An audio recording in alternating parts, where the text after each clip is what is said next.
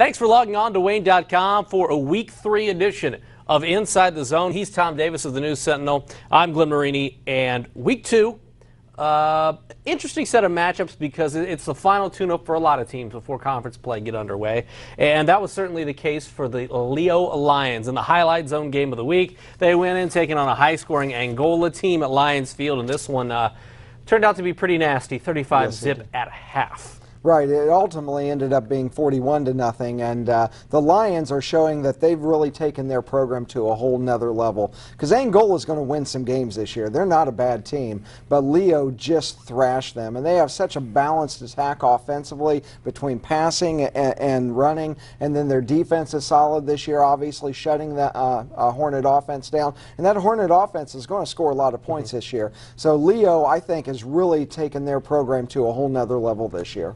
Are you surprised at how dominant Leo was in that game? Because Angola offensively puts up the numbers. Coach Amstutz has done a good job there. But really what's kind of been impressive, you didn't know how good they were because Norwell was down in Week 1. But did they kind of answer a bell perhaps here in Week 2? Oh, I think they did. And like I said, that balanced offense between the passing of Leiter and the running game is really strong. Even though they lost Connor Kasser this year, they had plugged new kids in there. And I just think that this is a program that's been building and building over several years. And now they're a 4A program. They're here to make their mark. And quite frankly, I think they're going to run roughshod over the ACAC, which has, what, a couple of 1A programs in it, a couple of 2A programs in it. I'm not sure Leo belongs in that league anymore. No, they'll take on a good 1A team on Friday night. We'll talk about that in just a minute. But another thing that stuck out to me on Friday, we mentioned that Snyder obviously lost to Lures in Week 1, and we were hoping to see them bounce back. I think they did that. It took them a couple quarters. Yes, it did. They eventually did put up 41 against a pretty good Southside defense.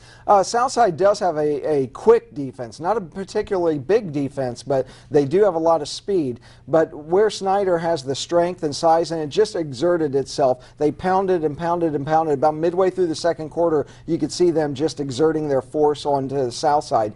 Now, one thing that Coach Tippmann really was pleased with was the effort this week, as opposed to against Lures. He didn't think the effort was there. But conversely, Southside found a quarterback in Donovan Clark. Big play capability, but Snyder gave you what they usually do, a good running attack with John Nelson was very, very strong. And Brandon Phelps was a really efficient quarterback this week. 9 completions, threw for a TD, ran for 1. Did a nice job this week. Yeah, I was at that game for a little while on Dante Bowen. You might as well have put a Southside hat on him because he was in the offensive backfield for Southside pretty much the entire second quarter. All right, so let's move on to Week 3 where conference play is in full effect for everybody, but we're going to start with a conference where they've been playing conference since the beginning in Week 1.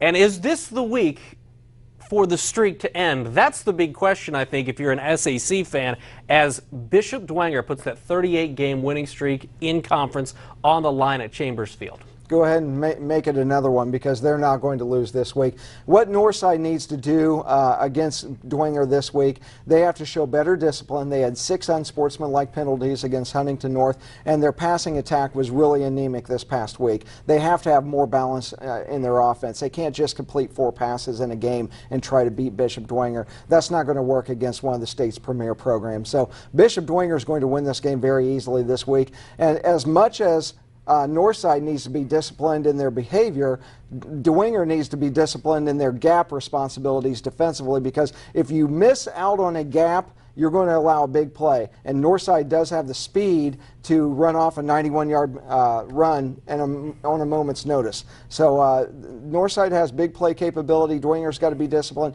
but the Redskins have to be disciplined in their mental approach. See, I'll disagree with you. I say that Dwenger probably wins this game, but see, I like Northside a little bit. I've seen them play in Week 1 against Concordia. The thing about the Saints at this point in the season, they've played Concordia and they've played Southside. So those are 2 teams that are going to finish on the bottom half of the SAC. Right. I don't know if we know enough about them to say that they're just going to blow somebody out, because when you take a look at them on the field, they're a little bit smaller. They don't have that physically imposing, the Tony Springmans, the Ramond Wrights, the guys that pop out when you watch them. So I don't know. I like Northside. Anthony Lanier is a good running Yes. back. I saw him with a pick 6 against Concordia, and also I think C.J. Jackson is evolving as a quarterback. He's physically talented, but you're right, he's got to complete more than 4 passes. He was 4 of 17 this past week, and Dwenger doesn't have the superstars like they've had in the years past, but Dwenger's still Dwenger. They're going to win by 21. Take the points. All right, well, let's move on to the NHC where conference play begins in earnest, and this was perhaps the most thrilling game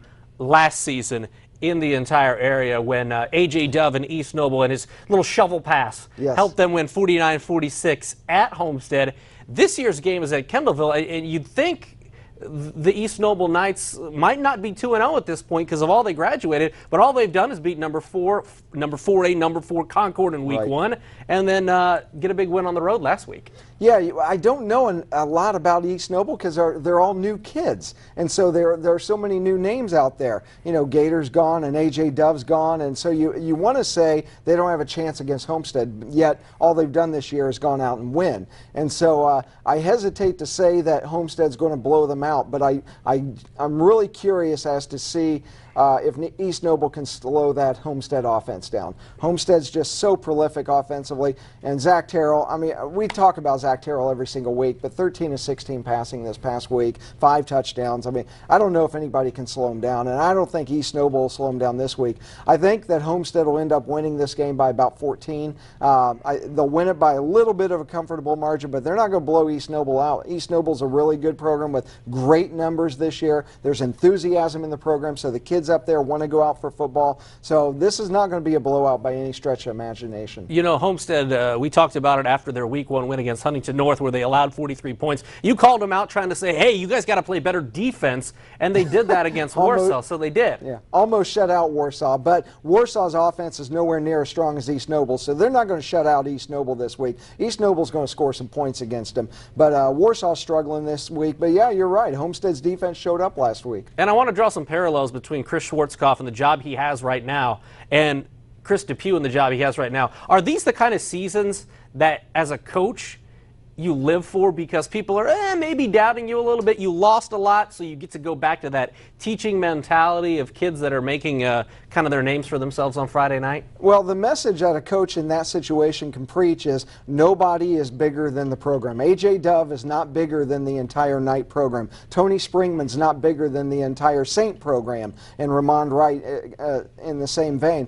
So it's what you preach and teach is here's how we do things at East Noble, from the off season all the way through training camp, all the way through the season, and if we follow these rules, we will be successful regardless of who are the faces under the helmets. All right, some of the faces under the helmets for Leo this season have been Gage Corner, Ryan Leiter, Reed Rohrbacher, Trayvon Carr, some big names that have had some big games so far, and they travel to Adams Central this coming week. And you mentioned the disparity in sizes of schools in the ACAC. You've got a 4A taking on a good 1A school. So talk about what you see in this one, because both teams go in undefeated. Well, I see it's a much better matchup on paper than it will be on grass.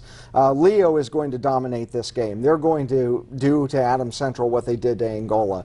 And that's not a knock on Adams Central. They're a very high-quality 1A program, but when you're playing a very strong 4A program, there's only so much you can do. And so Leo is just going to, they're going to take it from the start. And unfortunately, Adams Central, they're going to struggle in this game. They're going to struggle to score, and they're going to struggle to stop the Leo balanced offense. When you take a look at Adams Central, in a sense, we know what they did last year at the end of the season. They played very well. But is it kind of a case of East Noble and Dwenger? We're not quite sure where they are at because, you know, Blackford they've played and Union they've played. And, yeah, they've put up some big numbers, but not quite sure where that level of competition is. Well, Union County was a better matchup than Blackford, even though they jumped on Union County 35-0. But that's an impressive road win because you have to bus all the way down there. It's way down southern Indiana. It's a tough road trip, but they came out ready to play. And the Adams Central offense is very, very good. They're going to do a lot of damage in the ACAC this year. It's just they're playing Leo this week, and so that's why they're going to struggle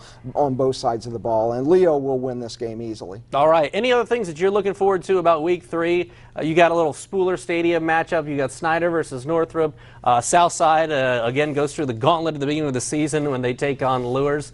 So are there any things specifically that stick out to you when you look at the schedule? Well, I'm curious if Todd Fricke can score 10 touchdowns in a game. He might be able to. He is really putting a lot of big numbers. He's doing what Tavon Hurst did last year, and Tavon Hurst did last week. I wanted last week to see other players step up and improve. Tavon Hurst did that with really big numbers, and I'm interested to see what Heritage can do this week, because they've had a couple of really impressive performances so far, and they've got a challenging matchup this week. I wanted to ask you this question at this point in the year.